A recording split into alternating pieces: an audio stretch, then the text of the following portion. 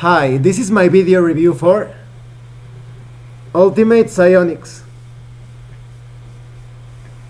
Let me talk a bit about Psionics in Dungeons and Dragons games. In the former editions, first edition and Advanced Dungeons and Dragons, Psionics were a bit of a mixed bag. Some players said, why do we need psionic abilities and powers if we already have spells and divine magic? It's basically the same thing, right? There were some differences, but there was always that dilemma of why adding psionics to a game that already had some sort of abstract or immaterial way to deal damage and heal and manipulate different objects. So psionics was never a popular topic or theme, at least in my experience, when it came to former editions of Dungeons and Dragons. But I think they did a great job with this book because they not only show the style and the coolness of psionics, but also how the rules mechanics differ from spells, from arcane spells and divine magic. Well, first of all, let me talk about the quality of the PDF. It's an excellent PDF. The illustrations are amazing, as you could judge from the cover, and the writing is also very easy to follow. You easily understand how to integrate psionics. Of course, being a Pathfinder product, it's a bit crunchy, but that's expected of the system. So for the average Pathfinder player, it's going to be very easy to integrate psionic characters and items to his campaign. The book also comes with a virtual table of contents and hyperlinks, so you can easily navigate through the entire book and find anything that you need while playing or before and after. Well, let me start with the first chapter. They give you a small introduction of about psionics and different concepts related to how they work in the game, how people see psionics, the positive thing about using psionics in your game. And they jump immediately into the races, the psionic races. Now bear with me because this book is pretty big, so I'm going to be looking at different tables and pages. Give me a minute please and I will talk to you about the races. Okay. First of all, they give you a good selection of character races directly related to psionic abilities. First we have the blues, that are kind of like goblins but blue, and they are more intelligent and maybe a bit more methodical than goblins. They are actually not as prolific in terms of having children. So they usually, because there are very few blue females, they have to infiltrate goblin societies and have their children with other goblins. But the blues are very powerful in terms of using psionic abilities. Then we have the dromites, that are kind of a sexual bug people. They are all about the hive and the collective intelligence. They are pretty interesting to play, not only because of their psionic traits and their charisma and dexterity bonuses, but because they represent the player to an opportunity to play as an asexual character, and that's always interesting because you're always wondering how they act or respond in certain situations, especially social situations. Then we have the Dwargars, or Grey Dwarves as some people like to call them. The Dwargars in this supplement are not exactly evil.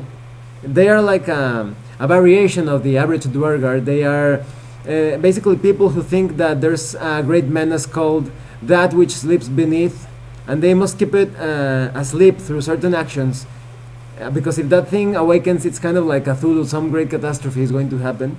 Then we have the Elans. The Elans are like superhumans created by a mysterious society, or like a shadow council, and the Elans are a lot more. They are superior as compared to normal humans in terms of wielding psionic powers. Then we have the Forgeborn, which are half constructs. They are very militaristic, and most people are afraid of them because they are always looking for someone to add to their ranks, to transform into half construct, half living creature. And then we have the half giants who were enslaved for a long time, but also developed powerful psionic abilities. We have the Maenads, who are a seafaring race, and they are extremely reserved, but on the inside they hide powerful emotions. Then we have the Norals. The Norals are they are people who decided to accept a sort of psionic parasite. The parasite, they were the parasite on their heads like a sort of cap or a helmet, and because of that symbiosis they can use powerful abilities, psionic abilities of course, and other bonuses.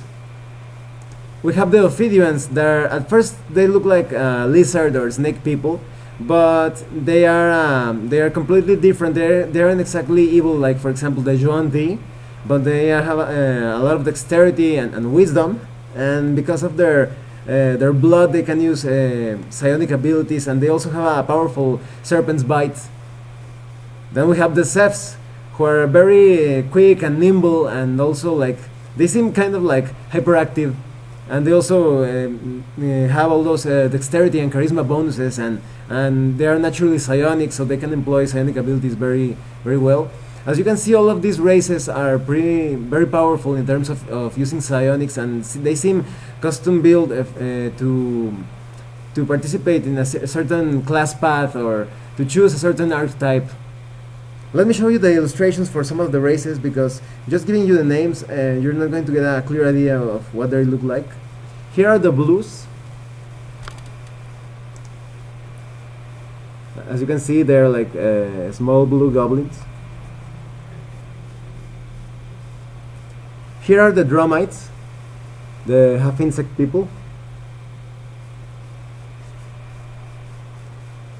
And then we have the Dwargar. Most of you already know how they look.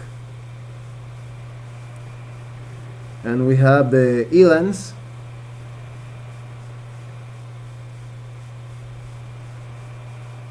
Then we have the Forgeborn. They remind me a bit of those that appear in the Eberron campaign setting. Then we have the half giants.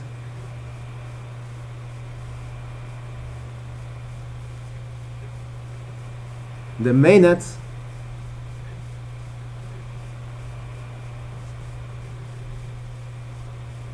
And the Norals. You can see that parasite, that he's wearing it as if it were a cap. The Ophidians, they remind me a lot of the UNT.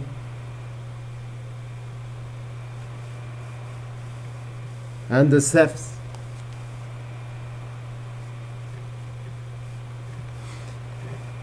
Let me tell you about something I noticed about the art. I bought the former two Psionic products. They were Psionics Unleashed and Psionics Expanded, and the art especially in the first book was not great. It seemed pretty I don't know, like doodly, like very unprofessional. But the art in this book is ranging from decent to excellent. Of course, these races have different ages, heights, and weights. But what makes them special is how you can custom tailor your ideal psionic class, combining their abilities with the archetypes and other choices. Then we have the character classes. The classes in this game are pretty amazing. First of all, let me tell you what exactly makes psionic powers and abilities different from arcane magic and divine spellcasting. Well, for me, there are many cosmetic and stylish differences. Psionic powers look flashier. They have all this like Jedi Knight feel, where the character is running up, using the wall as if it were the floor, and lifting objects with the power of his or her mind. Things in that kind of vein. But talking about rules, mechanics, psionic powers and abilities are most useful because of their augment and networking traits. The augment allows you to empower a psionic ability by spending more power points. power points are a sort of currency that you spend to use psionic powers, and the more you spend, you can cause more damage or enhance a particular effect. Some character classes can even burn even more psionic powers to the extent of suffering damage, physical damage. It reminded me of that movie, that original video animation Akira, where Tetsuo channeled that psychic power in such a way that his veins were almost popping out of his skull. And we also have the networking trait that some classes use powers in a way that all the party members are connected in a sort of collective consciousness. So they start sharing different bonuses and powers and abilities just by using a single psionic power. And that's what I think makes psionics so special as compared to spells that we are used to in different Dungeons and Dragons and Pathfinder games. Well, the first class I would like to talk about is the Aegis. The Aegis is pretty cool, pretty amazing, because it's basically a character class that can create a suit out of ectoplasm. So, for example, if you have a goblin or a blue goblin, even better, using this class, he's going to look really tough. Look. Oh, sorry, let me adjust the... Okay, here we go. And you see that suit is entirely made out of ectoplasm. So the Aegis can summon this powerful suit and customize it as if it were some sort of, I don't know, a summoned creature. He can customize it to deal more damage, to look bigger, to take more damage, even some special abilities and powers. And then we have the Cryptic, and the Cryptic is all about seeing the invisible patterns, the blueprints that affect this reality. And he can also alter reality by interacting with those blueprints. Then we have the Dread. The Dread is a powerful psionic warrior that works with fear. This particular class not only can it cause tremendous fear upon his opponents, he can also empower his melee attacks with it. So he's basically a guy who makes everybody else scared and punches them really hard. Then we have the Marksman. The Marksman is a psionic sniper. The Marksman can use bows and crossbows and throwing knives, throwing axes, but in a very complex way. For example, he may shoot an arrow, but thanks to a psionic ability, he can teleport that arrow so it gets to the opponent from a different side. So for example, if I shoot an arrow at you, you think it's coming from the front, but it's actually coming from behind. So the character who is the target of this special power is actually caught flat-footed. And there are also variations to this type of powers that the Marksman is capable of using. Then we have the Scion, that is basically the psionic caster, and he can also specialize in different psionic disciplines. So for example, he can be a seer, so he can look into the future, or maybe a kineticist, so he can move objects and things with his power, and so on. And then we have the Psychic Warrior, who combines psionic abilities and the martial prowess of a fighter. So the Psychic Warrior looks pretty much like a Jedi Knight sometimes. And then we have the Soul Knife. The Soul Knife reminded me of Psylocke from X-Men, remember? With those energy blades that come out of her hands.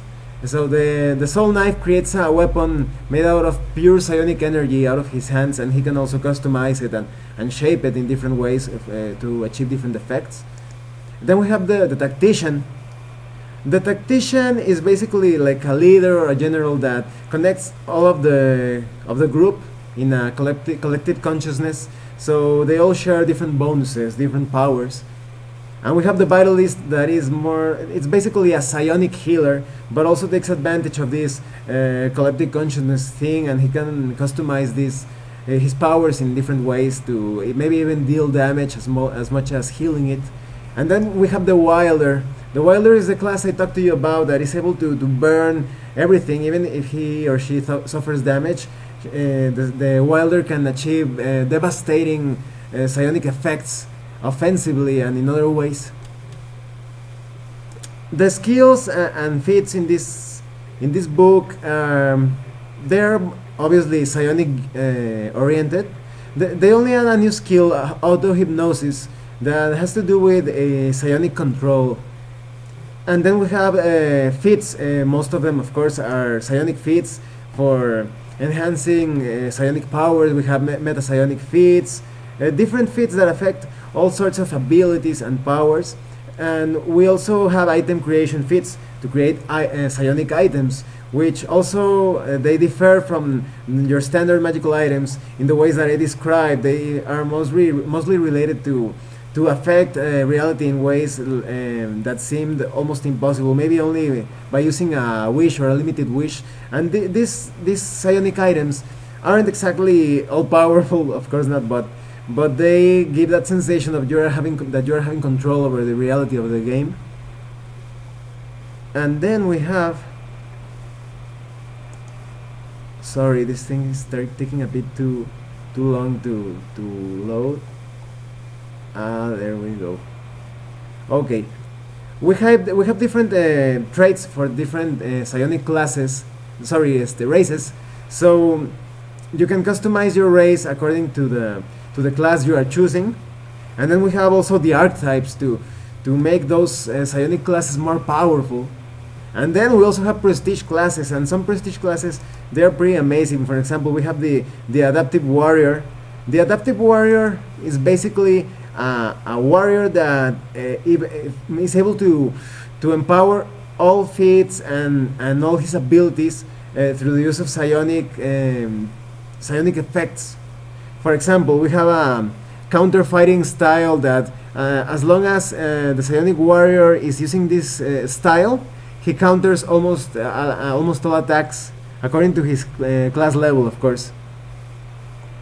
And then we have the body snatcher. The body snatcher, as you can expect, is a master of sending his mind out and swapping minds with other beings, taking control of others.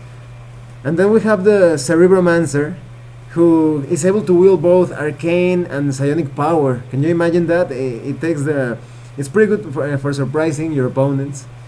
And then we have the Dark Tempest, who wields psionic power, but also combines this psionic power with the Mind Blade. It's kind of like a soul knife, but it also has that psionic caster, like a caster feeling that he's basically, you can play it as a caster that needs to jump into the fray every once in a while. And then we have the Illocator, who alters gravity and space. You can perform all those crazy maneuvers, maybe walking on the ceiling as if it were the floor, things like that. Okay, and then we have the Metaforge, who combines the Soul Knife and the Aegis power. So you can imagine you have a powerful combatant that is able to wield energy blades and is protected by this powerful ectoplasmic shell. Then we have the Metamind, who sacrifices his expertise with higher level abilities to expand his reservoir of power. So you're never running out of ammunition with this character class. Then we have the Metamorph, a shape changer. You can grow claws out of your hands and all sorts of things by using the power of your mind. The Mystic Archer it's kind of like your average arcane archer, but of course he can also use other senses, maybe like shooting blindly. Then we have the Phoenix Slayer, who hunts psionic creatures. It reminds me of like a ranger, but targeting psionic creatures only. The Psi Crystal Imprinter. It's a manifester who imbues psychic power into his Psi Crystal. Let me talk about the Psi Crystals, because they are an important part of the psionic theme. The Psi Crystals are basically like a familiar, but it also grants other kinds of powers to the psionic who is the master of them. And this crystal is also serves for storing power points, so the psionic almost never runs out of psionic points or power points in a dangerous situation. These Psi crystals can also serve as a sort of focus. For example, if the Aegis has an archetype that focuses his entire armor in a single crystal, and he is even able to consume this crystal to obtain greater powers, but of course he has to create a new Psi crystal every time he does this. And then we have the Scion Incarnate, a manifester who has left the need for a physical body behind. So it's kind of like a ghost with psionic abilities. That's awesome. Then we have the Psychic Fist, a monk with psionic abilities. The Pyrokineticist, a wielder of flame, sending bolts of fire at enemies and using body heat to heal. That's pretty useful. Then we have the Sighted Seeker, a detective and sleuth that uses insight and clairsentience to track his prey down. And the Soul Archer, we have a lot of ranged attackers here, as you can see. A Soul Knife who has chosen to make ranged combat his focus, so he's basically using ranged weapons made out of pure psionic energy. Then we have the Telekinetic Weapon Master, a warrior who wields his weapon using the power of his mind. The Thrall Herd, a manifester who puts out a psionic call for thralls and believers, so he is kind of like a master. He looks like the leader of some kind of psionic sect or something like that. And then we have the Warmind, who is a warrior who learns many secret combat techniques that become devastating as he uses power points and psionic abilities. It's a good selection of prestige classes. I'm really amazed by the amount of classes this book has. You're never going to run out of character options with this book. And of course we have psionic items. Psionic items, as I told you, they differ from the average arcane items because they affect different effects that related to matter, to mind controlling other characters. And you also have legendary items, so they are pretty complex, so you can base an entire campaign around them. Maybe a quest to recover the crown of chaos, or maybe you're looking for the disruptor. The disruptor is pretty cool. It's like it has a lot of abilities. It has a crystalline shield. You can detect psionics with it. You can block rays. You have power resistance. It's a pretty awesome shield. It's like a huge crystal shield. You also get rules for creating psionic items, and a list of special psionic materials. And you also have an appendix listing astral constructs, because a lot of the archetypes in this book allow you to create different psionic constructs, kind of like golems or ectoplasmic golems. The Age is pretty good in this, using all sorts of creations of weird, like ethereal and immaterial golems and creatures that are probably pretty useful for battling against wraiths and ghosts and immaterial foes. You get more rules about psi crystals and the astral swarm. The astral swarm, yeah, I remember this one. It's the kind of it's like a creature. It has a challenge rating, so it's a powerful creature. It has a challenge rating of 7, so it's pretty decent for mid-level play. Well, let me give you my final thoughts on this supplement. I think it's an excellent supplement, especially if you have never touched psionics in your gaming life. But this is going to bring a new light on how people see psionics. They are not just a cosmetic choice. They are it has its own disciplines, its own rules and mechanics. The way you can use psionics to go against certain foes, to maybe evade a lot of traps, because once these characters have been properly customized, they look pretty invincible. They are balanced with the other Pathfinder classes and the races too, but for example, you could have a character that could be facing in and out, moving around the battlefield, teleporting and attacking at the same time. He's going to look pretty over the top. The only negatives I can find about this book is that, well, first of all, it didn't include psionic monsters from the first book that I purchased. Sorry, let me get that for you. The Psionics Unleashed book. It would have been nice to include a few monsters, but that's logical, because in March they're going to release a psionic bestiary. So if you want psionic monsters, there's your source for those monsters. Other than that, there aren't many negatives. I think this is actually an excellent product, because it gives you a lot of material and choices to work with. This feels like a psionic player's handbook. Other companies could have easily split all this material in 3 or 4 books, and very expensive, but this is all condensed in a single book at a great price. You can get it at rightthroughrpg.com. it's a pretty excellent book. I really recommend it, especially if you want to add new powers and bring some freshness into your Pathfinder campaigns. Well, thanks for watching my video. I hope it helps you decide to get this excellent book. If you have any questions or comments, please type them down and I will read them. See you later.